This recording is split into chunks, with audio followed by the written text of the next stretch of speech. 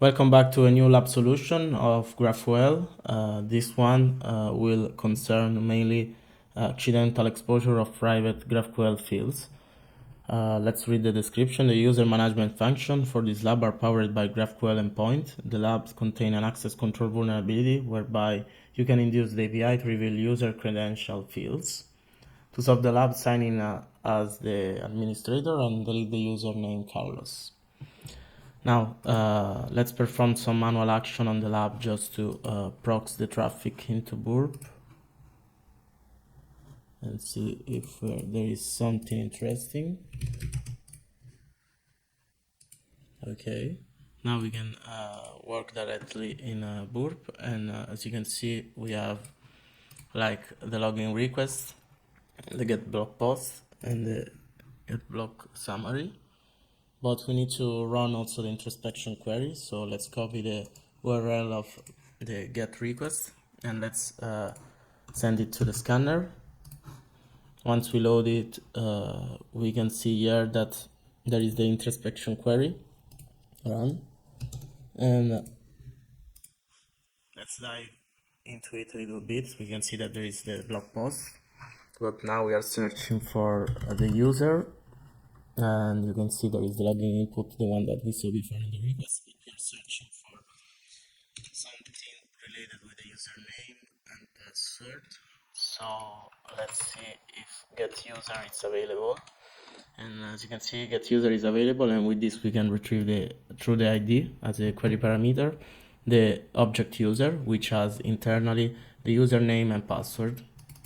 Just to show you exactly what I'm saying. As you can see here, there is the username and password.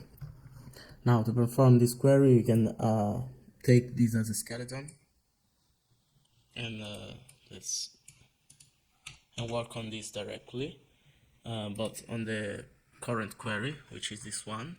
So we can send this to the repeater and go into the extension function and copy this query, which will not be the one that we need, but we can use get user and the ID is correct, the structure here get user, and as you can see, if we run it in this way, we will have an error, which is that post password is not available, but in fact it's not the thing that you are trying to retrieve, but the thing that you're trying to retrieve a username and password. As you can see, the problem is that we are not providing the ID, so let's provide the ID and let's try with ID 1, and in this way we are able to retrieve the username and password. We can see that this vulnerability is present for all the users available in the database till the ID 3. So now we have the password of the administrator, and we can go back to the front-end panel and log in. And in this way you can see that we have access to the admin panel and we can delete the user Carlos. Solving the lab. Thank you for the attention. See you in the next video.